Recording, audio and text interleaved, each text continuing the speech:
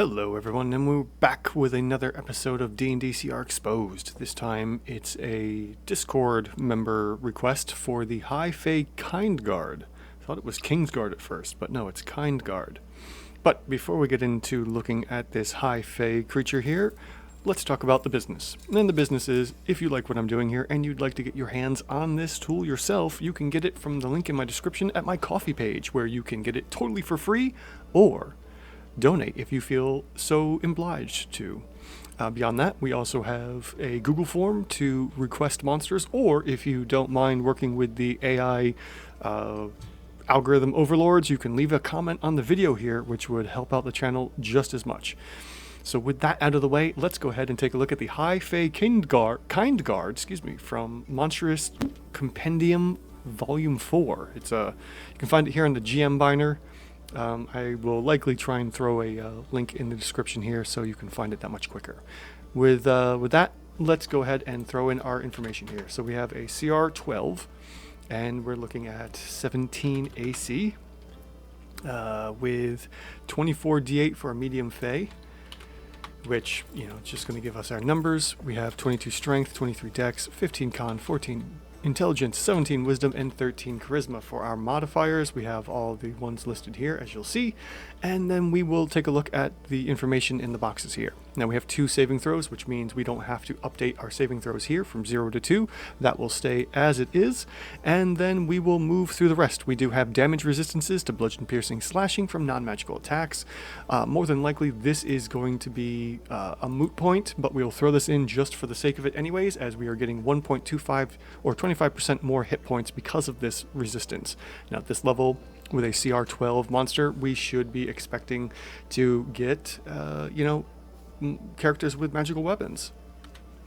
So what we'll end up doing here is, after the fact, we will go ahead and remove this to see what our Fae here looks like after the fact. Now everything else here is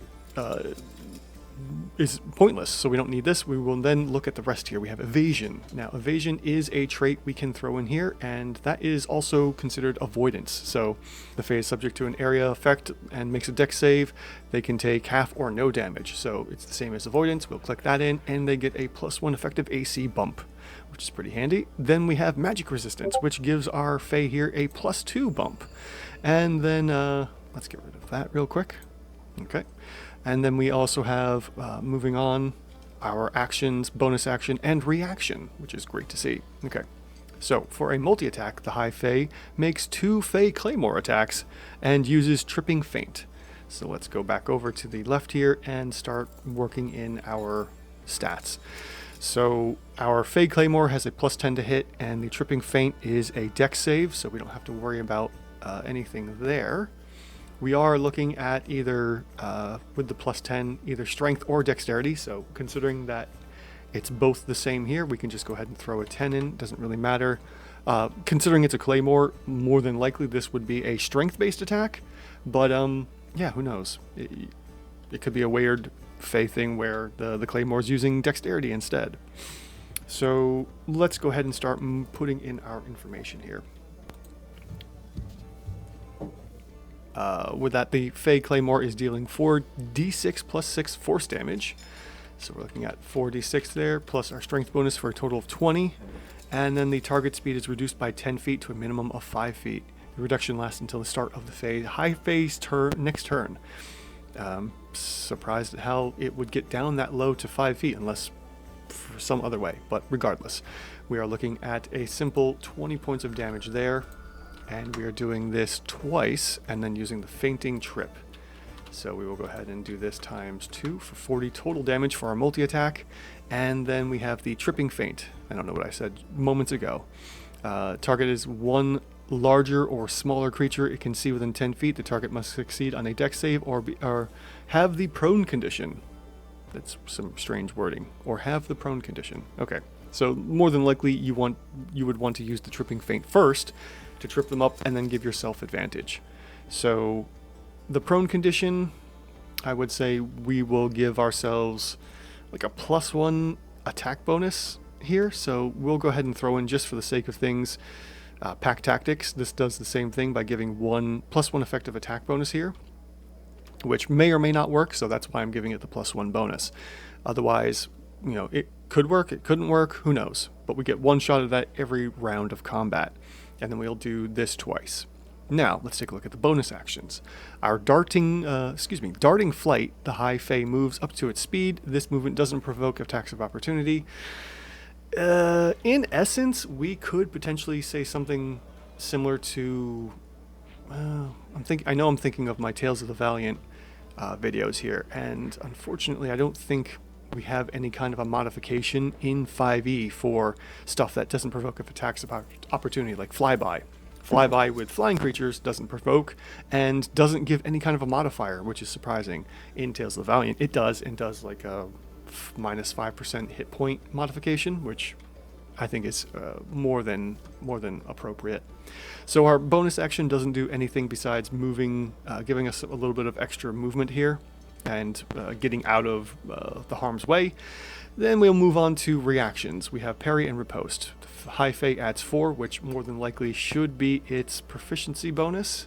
The proficiency bonus is actually a 3, so we're getting +1 here. And it's against one melee attack roll that would hit it, provided it can see the attacker after the attack hits, or misses. The High Fae makes one claymore attack against the attacker. Fascinating. So we're getting +1 extra AC, and then we're also getting 1 extra attack in. So let's see here. We do have parry, and this is going to give a +1 effective AC bonus. Now, because we're getting technically 1 more than it should be, with a interesting. Oh, maybe I looked at something wrong here. I think my tool is not... Yeah, my tool has a small update there. Okay, good to know. So the parry is appropriate, but we are getting that extra little bit of damage here for the reaction. And because we are attacking, or being attacked every round of combat, we will have a chance to use this reaction every time. So we'll go ahead and throw in this and change this from 2 to 3, giving us 60, and then I'm just going to put the 60 into my concentration, which does the same as rounds 1, 2, and 3 of combat. And we see that we actually have an underrated Fae here. With everything else that's going on here, we are supposed to be a CR 12, and we get CR 11. Now, we also have to take into fact that more than likely all of the attackers have magical weapons. So let's see what happens after this.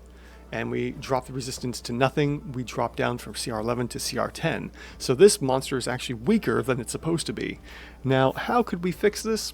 You could. One of the easiest ways is to just add more hit dice. I wouldn't recommend that.